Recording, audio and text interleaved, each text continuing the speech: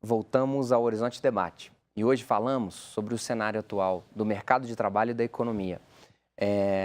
Professor Márcio, professor Guilherme, professora Tânia, quando a gente fala sobre um fim de ciclo lá em 2014, e aí, início da Operação Lava Jato, todas as questões que são estruturais, demográficas que o Guilherme coloca, uma população que vive mais e que nasce menos. Eu me lembro de uma comparação assim, o Brasil estava nadando de braçadas, mas a maré estava alta. E aí, quando a maré baixou, nós nos vimos nus. Professora Tânia, o que deu errado? Olha, eu não tenho uma perspectiva que tudo deu errado. Né?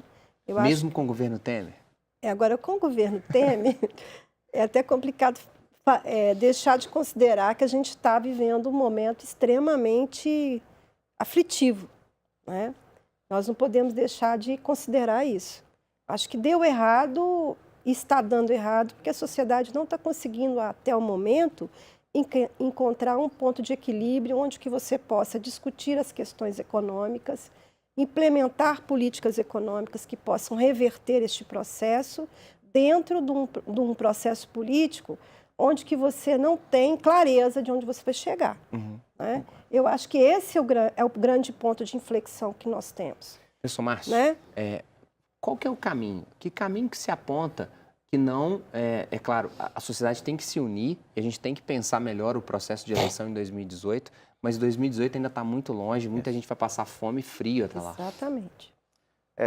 A instabilidade política é uma questão muito importante hoje, né, no país. A gente, quando começou a fazer expectativas sobre o crescimento do país, achávamos que segundo semestre de 2017 ia melhorar, 2018 já pegava um crescimento mais estável e todo mundo está revendo expectativas e parece que 2017 vai ficar muito próximo do zero novamente.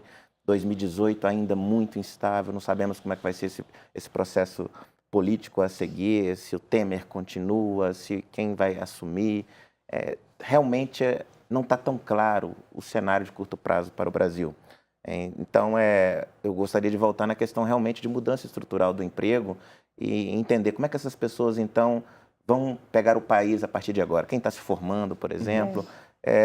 Com certeza, o mercado, ele quando está com uma recuperação pequena, como nós vemos agora, ele vai demandar muito mais qualificação. A pesquisa e os dados mostram que nós temos hoje o mercado para pessoas acima de 25 anos continua desempregando. Abaixo de 25 anos, ele começa a ter resultados positivos, mas apenas para aqueles que têm maior qualificação educacional, aqueles que são formados de 2º grau e 3º grau. Então, ainda há uma substituição no mercado de trabalho. Quando o mercado de trabalho está tão ruim assim, as empresas elas escolhem mais, as empresas fazem substituição.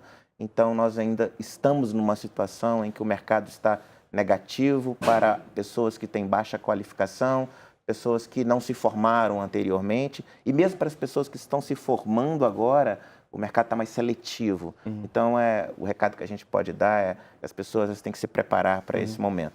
Se preparar não é só com educação, mas às vezes tem que pensar em se preparar no inglês, se preparar em se apresentar melhor. Isso, para marketing, que elas possam... redes sociais. Exatamente, para que elas possam se aproveitar das pequenas oportunidades.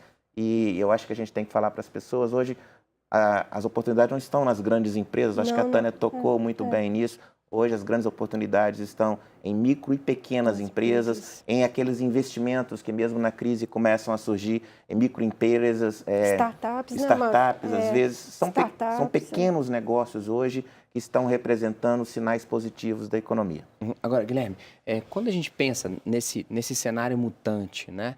Esse jovem que, me lembro, as crises na Espanha, Portugal, taxas de desemprego altíssimas nessa faixa de população ali por volta dos 25 anos, né? E com outros problemas, essa questão dos imigrantes, né? É possível da gente pegar algumas lições de lá, já que eles estão, de certa forma, respirando um pouco, principalmente a Espanha? Bom, eu acho que a grande questão foi tocada aqui pelo Márcio, que é justamente a busca constante da qualificação, né? E também aumentar o espectro, né? Aumentar a visão. Não é simplesmente você ser ambicioso demais, eu só entro, só quero um emprego se for numa grande empresa, para ganhar muito, para ser chefe. Não. Né? Tanto que, só para dar um exemplo prático, nos últimos 12 meses no Brasil, foram encerrados ali cerca de 850 mil postos de trabalho no mercado formal. Só a micro e pequena empresa, aquela empresa que emprega até 9 empregados no seu quadro de colaboradores, gerou 750 mil postos de trabalho. Ou seja, é aquele pequeno comércio ali da esquina, aquela pequena empresa, aquela pequena indústria. E a área de serviços é a área que ainda está despontando, não mais a indústria. Eu gostaria Ou seja, esse emprego na grande indústria, na grande montadora de automóveis, ele se perde, ele não volta também. Agora, aquele indivíduo que montou, por exemplo, uma barbearia, né, os homens prestando cada vez mais. Aí a gente tem dois tipos, né, na prestadora de serviço. Aquele empreendedor que acaba indo por necessidade, que muitas vezes a taxa de mortalidade dele é muito alta, porque ele não investe na capacitação técnica, não investe muito bem no seu estabelecimento e acaba minguando dentro de um médio prazo. E aquele que realmente, né, corre atrás, se capacita, procura apoio de entidades, enfim, para elaborar um bom marketing. Eu gostaria só de falar uma questão aqui a respeito da Espanha, né, que eu fiz meu doutorado na Espanha, estudei inclusive a flexibilidade das relações lá de trabalho, né? E todo o processo de reestruturação que eles viveram. A gente observa que o jovem lá, ele é extremamente capacitado, ele tem um marketing, ele é fluente em idiomas e ele não encontra emprego e ele está indo trabalhar na Inglaterra, na França e na Alemanha. Né? Então a gente tem que ver também que há um limite dessas questões. Eu acho que há uma saída, né? Eu acho que o nosso mercado ainda precisa dessa força de trabalho mais qualificada. Agora, eu acho que lá no caso do jovem europeu, europeu assim, que está na comunidade europeia, ele está vivenciando outros dilemas, porque a própria economia não tem o aquecimento necessário para gerar oportunidade de emprego. Então, muitos deles vieram, inclusive, para Belo Horizonte, para o Brasil, encontrar oportunidades. Eu acho que um dos pontos positivos, e eu acho que tanto o Márcio quanto o Guilherme ressaltou, é que a nossa economia ainda tem uma possibilidade de mobilidade. Sabe? Que eu acho que a grande alternativa está aí. A gente precisa de gente mais qualificada, a gente precisa de pessoas que tenham esse know-how que você falou. A gente ainda tem todo o espaço para crescimento das startups, das empresas da economia colaborativa. Né? Tânia, para te ajudar, a gente não está falando apenas de ensino superior, não. Hoje tem uma deficiência da parte técnica, né? Alguma formação técnica específica, está faltando, às vezes, eletricista. Então, prestação de serviços amplo, às famílias e às empresas é onde nascem as pequenas, as microempresas, que hoje ainda existem vagas, e é onde que eu acho que o Brasil está começando a ressurgir. Então, agora, Guilherme, só colocar dois assuntos que têm a ver com isso que Tânia e Márcio estão colocando. Reforma no ensino médio, reforma trabalhista, um bate-bola rapidinho, nós estamos caminhando aí para 3 minutos só para o fim do programa. Vocês acreditam que essas duas iniciativas podem resolver alguma coisa? Bom, a reforma do ensino médio, ela deve ser creio, né, isso aqui é uma opinião pessoal, ser revisitada. Por quê? Porque eu tenho municípios onde os estabelecimentos, né, as instituições escolares não têm estrutura, né, para ofertar para aquele aluno, né, aquele quadro, aquilo que está no papel. Então, isso não é algo nenhuma posição ideológica, é questão estrutural mesmo. O estabelecimento, a instituição não tem uma estrutura adequada para fazer o que está ali no papel. Quanto à reforma trabalhista, hoje um dos grandes problemas, aí aqui também é uma opinião, né, minha, o grande problema em se empregar é o alto custo, não só financeiro, como burocrático, né? O empresário, antes de contratar alguém, ele pensa 3 vezes se realmente aquele investimento vale a pena. Porque ao contratar, para fazer um desligamento, por exemplo, ele já arca bastante, né, com esses custos.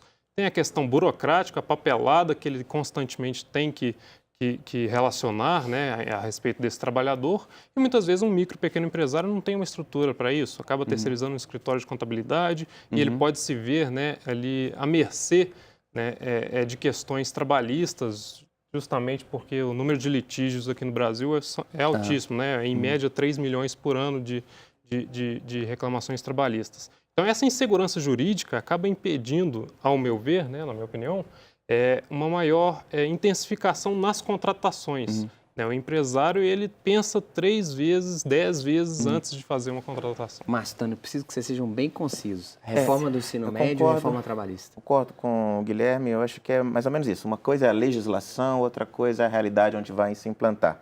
E para os dois casos, eu acho que o caso da educacional é importante, o problema do interior, como é que vai ser implantado isso, mas isso também é a realidade da nossa legislação trabalhista. Existem muitas modalidades de trabalho que hoje convivem de uma maneira informal, que a legislação ela proíbe, por exemplo, que você tenha um pacto de trabalho com menos horas. Então, uma flexibilização da legislação trabalhista, ela é bem-vinda nesse sentido para formalizar algumas atividades que já existem. A gente tem uma legislação muito antiga e eu acho que é importante a gente pensar em algumas propostas de modificações. Professora Tânia, quase que sim ou não? Sim ou não? Terrível. A questão, inclusive, a questão da reforma educacional, né, proposta aí, ela tem muitas contradições além da questão regional.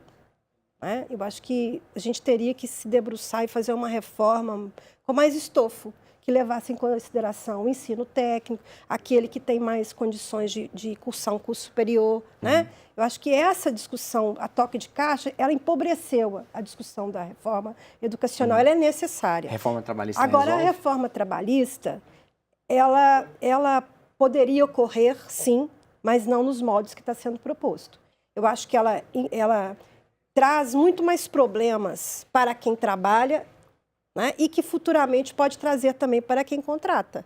Então, acho que ela não precisaria também de ser feita a toque de caixa. A sociedade deveria refletir sobre isso. Não sou contra a reforma trabalhista, mas da forma que ela está sendo feita, eu acho que ela é criticável. Obrigado, professor Márcio, professora Tânia, professor Guilherme, pelo aceite a esse convite.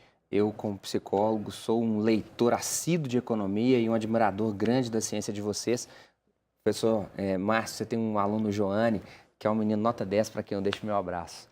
O programa de hoje fica por aqui e eu te faço um convite. Interaja conosco. Você tem algum tema que gostaria de ver aqui no Horizonte Debate? Então mande um e-mail para a nossa equipe de produção. Será um prazer discutir o tema do seu interesse. E a TV Horizonte tem boas notícias. Em agosto, teremos a transmissão do nosso sinal digital em alta definição. É qualidade de imagem na sua telinha. Aguarde. Até o próximo programa, até a próxima semana. Tchau.